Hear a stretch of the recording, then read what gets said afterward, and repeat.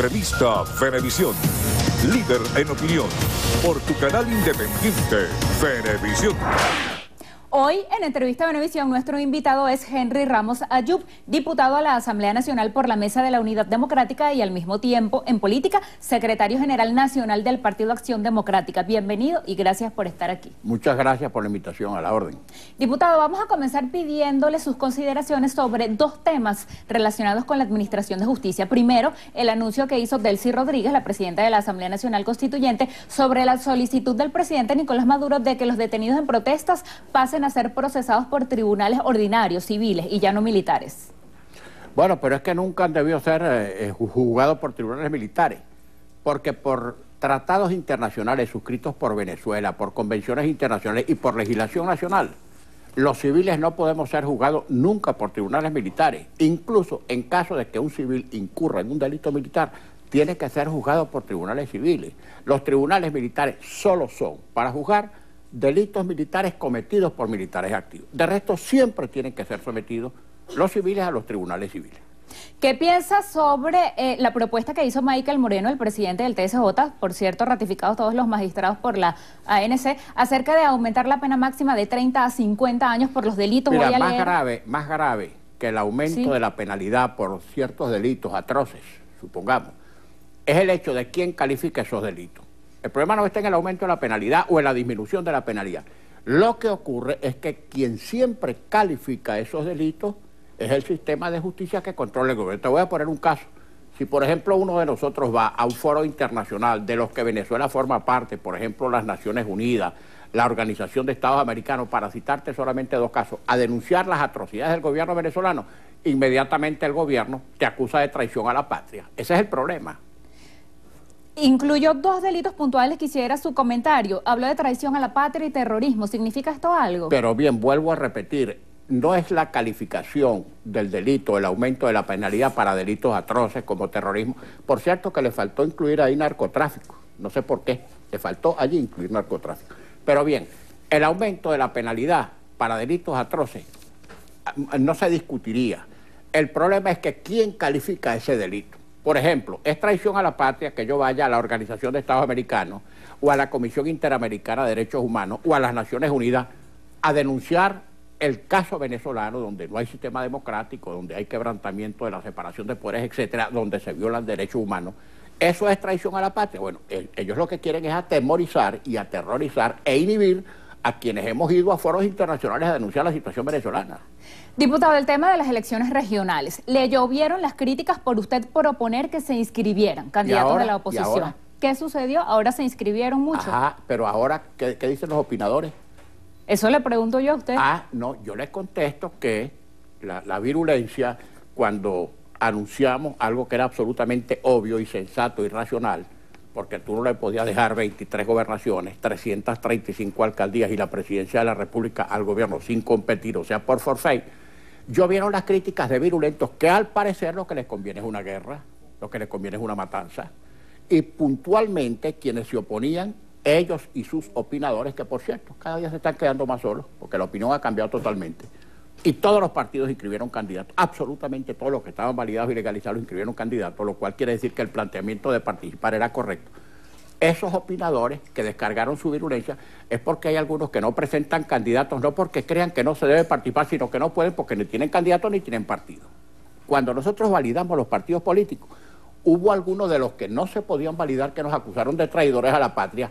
Fíjese usted la pertinencia y la sensatez de haber validado nuestros partidos, ahora que la tarjeta de la MUD está amenazada, la retiraron o la invalidaron en 7 estados y amenazan con liquidarla totalmente. ¿Qué tal si no hubiéramos tenido partidos políticos validados que pudieran postular candidatos?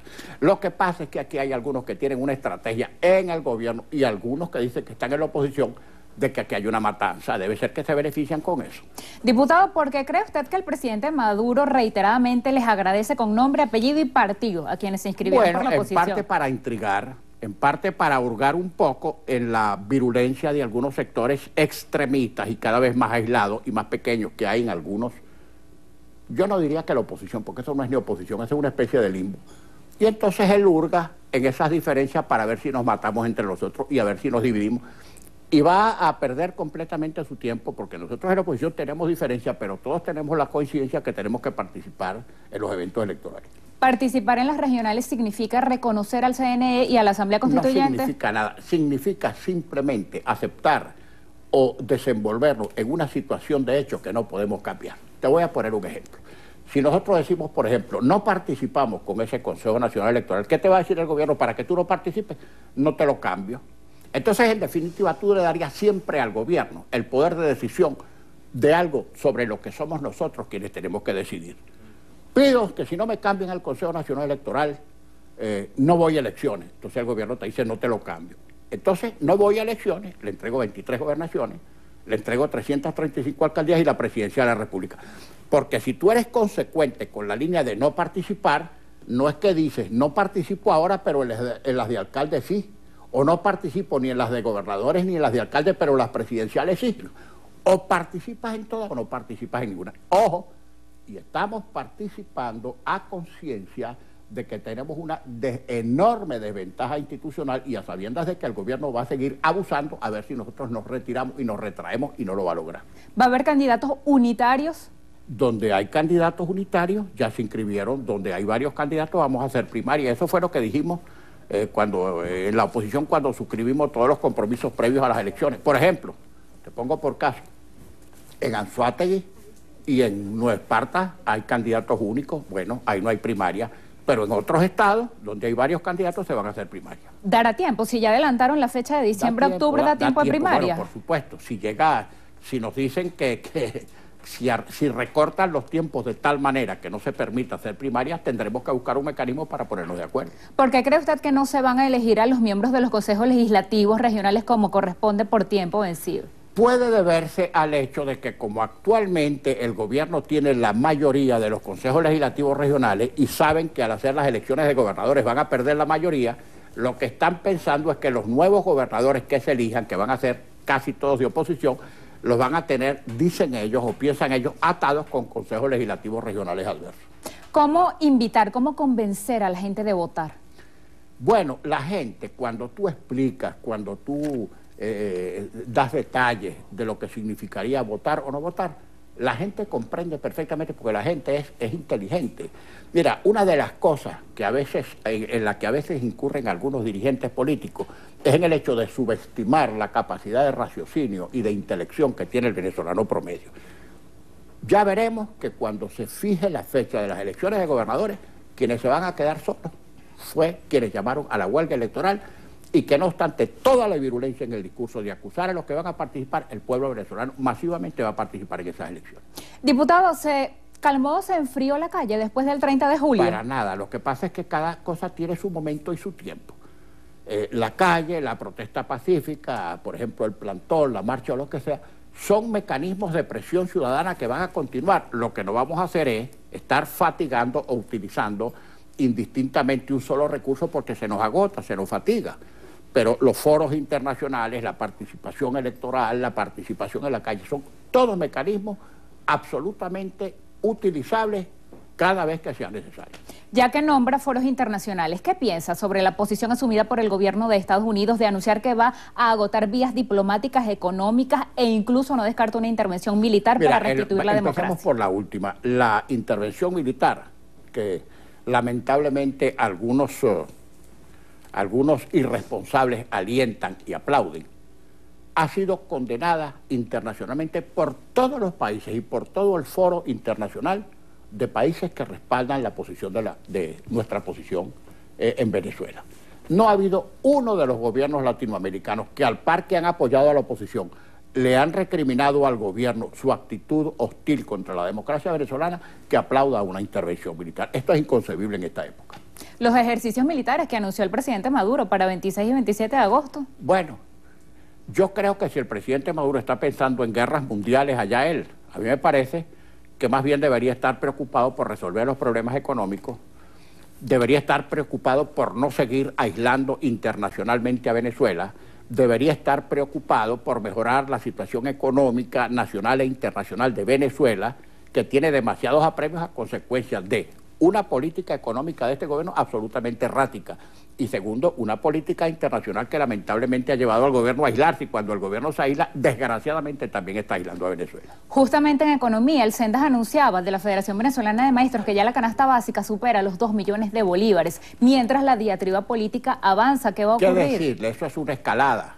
Y el gobierno sigue en su empeño de decir que el problema económico es culpa del imperialismo norteamericano, del capitalismo internacional, de la derecha antipatriótica, de los productores, etcétera. Y no, la situación económica venezolana, el fracaso económico del gobierno en la producción, en materia de espantar las inversiones extranjeras, es consecuencia de una política absolutamente equivocada que han sido incapaces de rectificar en 18 años.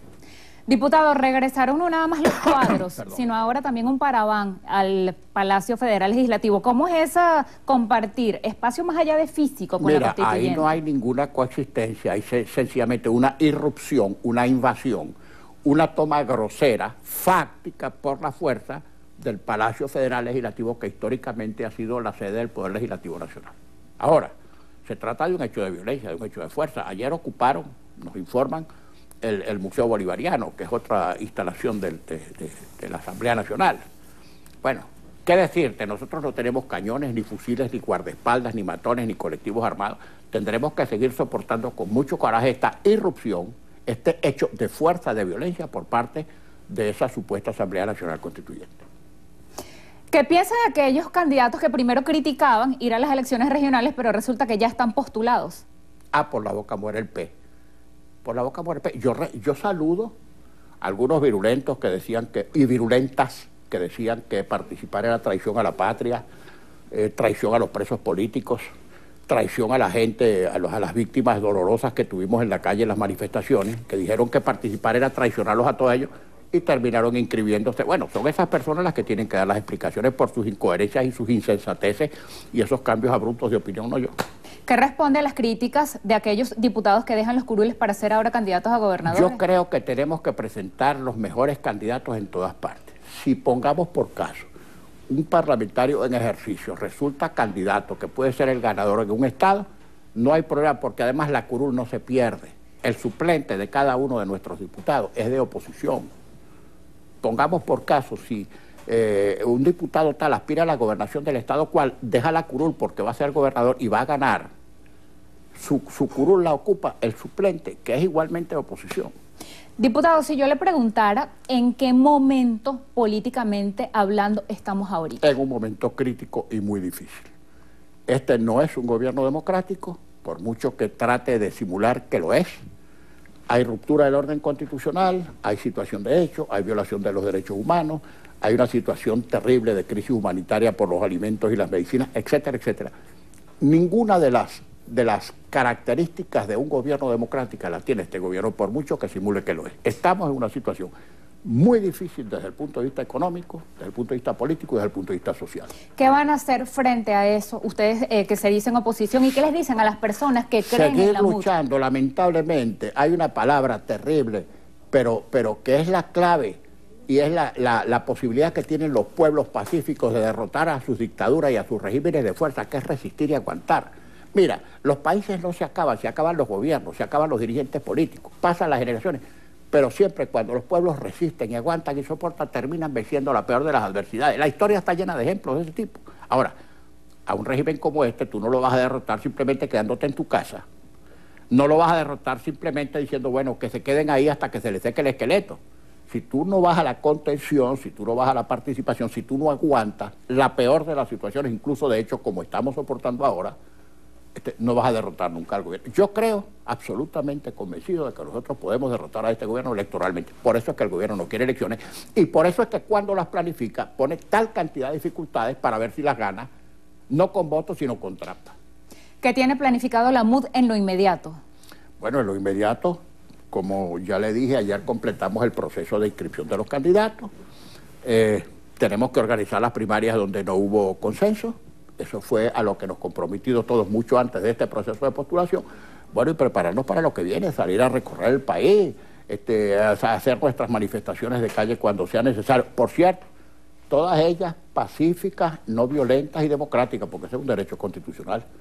No se olvide que cuando la calle se violenta es simplemente la consecuencia de una represión desmedida que el gobierno usa sistemáticamente a ver si disuade a quienes queremos manifestar para que no lo sigamos haciendo. Diputado, muchas gracias por haber venido a Entrevista a Venevisión. Despedimos así Entrevista a Venevisión con Henry Ramos Ayub. Él es diputado de la Asamblea Nacional en representación de la Mesa de la Unidad Democrática y secretario general nacional de Acción Democrática. Gracias a ustedes por habernos acompañado. Quédense allí porque al regreso de la pausa tendremos información del mundo del entretenimiento en Estrenos y Estrellas.